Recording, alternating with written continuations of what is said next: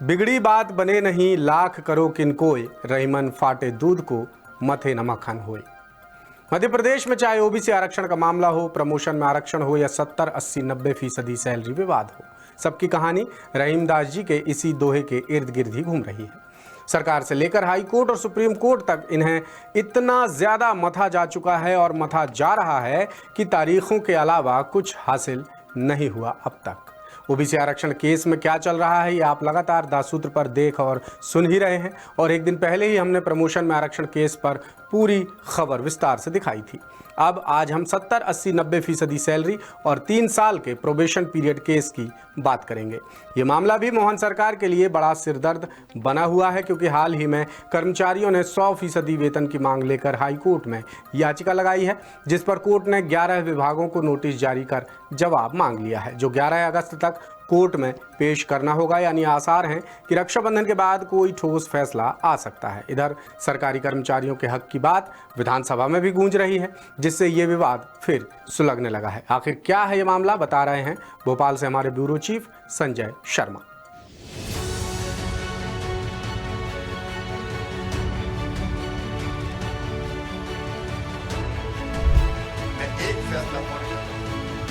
एक काम जो पिछली सरकार ने गलत किया था उसको मैं थोड़ा सुधार रहा हूं। अब पहले साल 70% और दूसरे साल 100% सैलरी दी जाएगी। हो गई है पीर पर्वत सी पिघलनी चाहिए, इस हिमालय से कोई गंगा निकलनी चाहिए। ये दर्द, ये आवाज और ये मांग है मध्य प्रदेश के उन हजारों सरकारी कर्मचारियों की जो 2019 से सरकारी नौकरी में आए हैं। ये वो कर्मचारी हैं जिन्हें 6-7 साल से पूरी सैलरी ही नहीं मिल रही, जबकि काम पूरा लिया जा रहा है। 3 साल के प्रोबेशन पीरियड नियमों की वजह से इन्हें पहले साल 70%, दूसरे साल 80% और तीसरे साल 90% सैलरी मिल रही है। नियमों के मुताबिक चौथे साल में आकर 100% सैलरी मिल जानी चाहिए, लेकिन आरोप है कि सरकार प्रोबेशन पीरियड पूरा होने के बाद भी पूरी सैलरी नहीं दे रही है। सबसे चौंकाने वाली बात यह है कि 70, 80, 90% सैलरी फॉर्मूला और 3 साल के प्रोबेशन पीरियड की बाध्यता सिर्फ कर्मचारी चयन मंडल यानी ईएसबी की परीक्षाओं से चुनकर आने वाले कर्मचारियों पर लागू है। मध्य प्रदेश लोक सेवा आयोग यानी एमपीपीएससी के जरिए चयनित कर्मचारियों को 100% सैलरी मिल रही है और उनका प्रोबेशन पीरियड भी सिर्फ 2 साल का है। कमलनाथ सरकार के कार्यकाल में लागू हुआ ये फॉर्मूला शिवराज सरकार में भी जारी रहा। हालांकि शिवराज सिंह चौहान ने मुख्यमंत्री रहते 12 दिसंबर 2023 को ऐलान किया था कि उनकी सरकार ये नियम बदल देगी। मैं एक फैसला और कर रहा हूं। एक काम जो पिछली सरकार ने गलत किया था उसको मैं थोड़ा सुधार रहा हूं। अब पहले साल 70% और दूसरे साल 100% सैलरी दी जाएगी। ये 4 हिस्सों में बांटना मुझे तो न्याय नहीं लग रहा। तरसा तरसा के देना ये मुझे ठीक नहीं लगता। शिवराज के ऐलान के बाद मुख्यमंत्री के अवर मुख्य सचिव ने सभी विभागों के लिए आदेश जारी किया कि नवनियुक्त कर्मचारियों को पहले साल 70% और दूसरे साल से 100% सैलरी दी जाए और 3 साल के प्रोबेशन पीरियड का नियम खत्म कर सर्विस रिकॉर्ड अपडेट किए जाएं। सर्विस रिकॉर्ड में 2 साल का प्रोबेशन पीरियड दर्ज किया जाए।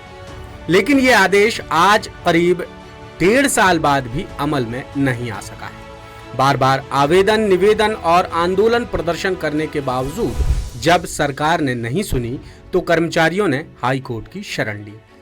जुलाई 2025 में लगी याचिका की सुनवाई में हाई कोर्ट ने कर्मचारियों की मांगों को जायज पाया और 11 विभागों को नोटिस जारी कर जवाब मांग लिया। अब मामले की अगली सुनवाई 11 अगस्त को प्रस्तावित है। अब आगे क्या होगा ये कोर्ट के फैसले पर निर्भर करता है, लेकिन कर्मचारी सवाल पूछ रहे हैं कि सरकार के ऐलान और आदेश के बावजूद उन्हें राहत क्यों नहीं मिली।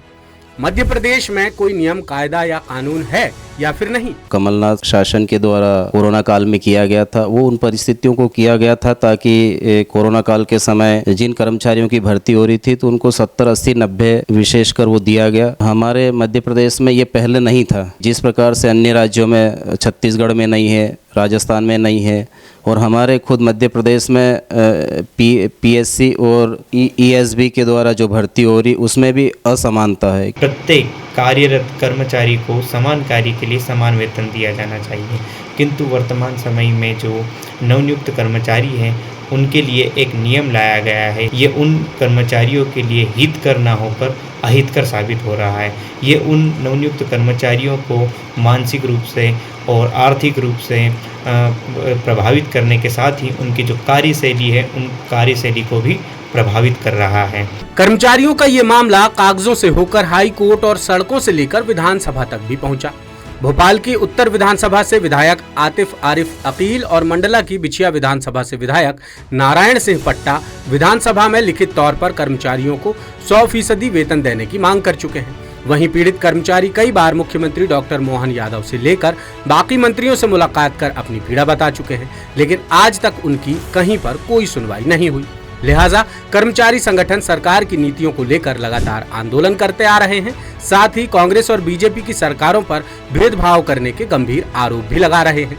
उनका कहना है कि प्रदेश में साल 2018 तक नवनियुक्त कर्मचारियों के लिए सिर्फ 2 साल का प्रोबेशन पीरियड था और पहले महीने से ही 100% सैलरी मिलती थी। लेकिन सत्ता में आने के बाद कमलनाथ सरकार ने 2019 में व्यवस्था बदलकर नया प्रयोग किया और प्रोबेशन पीरियड 2 से बढ़ाकर 3 साल कर दिया, जिस वजह से कर्मचारियों को पहले साल 70%, दूसरे साल 80% और तीसरे साल 90% सैलरी मिलने लगी और तभी से ये फॉर्मूला लगातार चला आ रहा है, जिसका सीधा असर हजारों कर्मचारियों के सेवा काल के दौरान मिलने वाली वरिष्ठता और वेतनमान पर पड़ रहा है।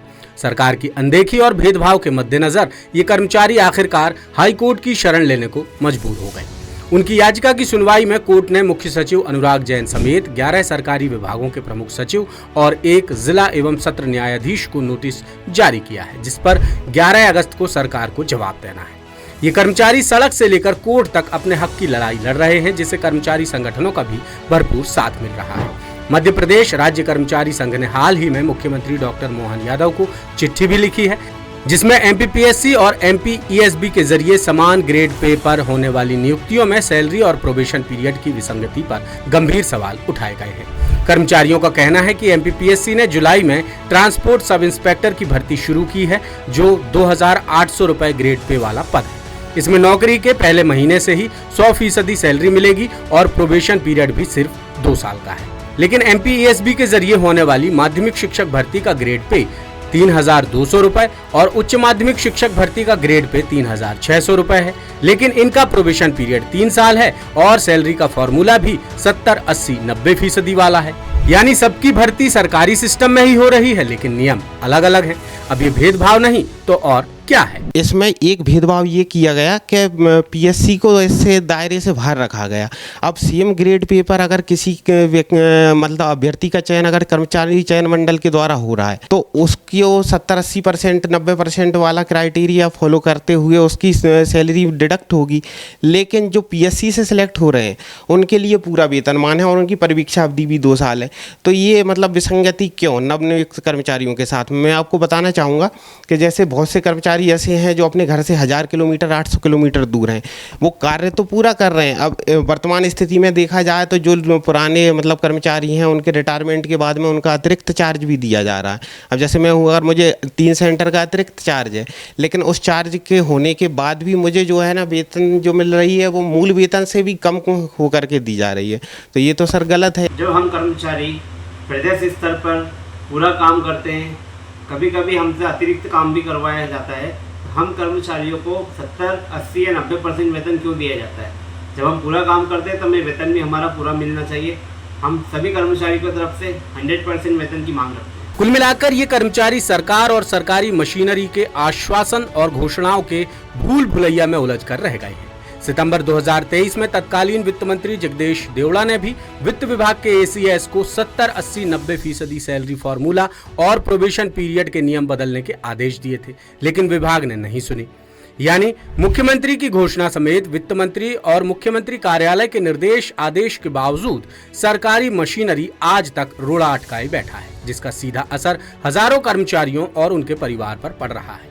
बहरहाल अब पीड़ित कर्मचारियों को अदालत से ही इंसाफ की आस रह गई है। उनकी याचिका पर 11 अगस्त को हाई कोर्ट सुनवाई करने वाला है, जिसमें किसी ठोस नतीजे की उम्मीद जताई जा रही है। लेटेस्ट, इन्वेस्टिगेटिव और इन डेप्थ खबरें देखने के लिए ज्वाइन कीजिए द सूत्र का व्हाट्सएप चैनल, सब्सक्राइब कीजिए यूट्यूब चैनल, लाइक कीजिए फेसबुक पेज और पढ़ते रहिए वेबसाइट www.dasudr.com।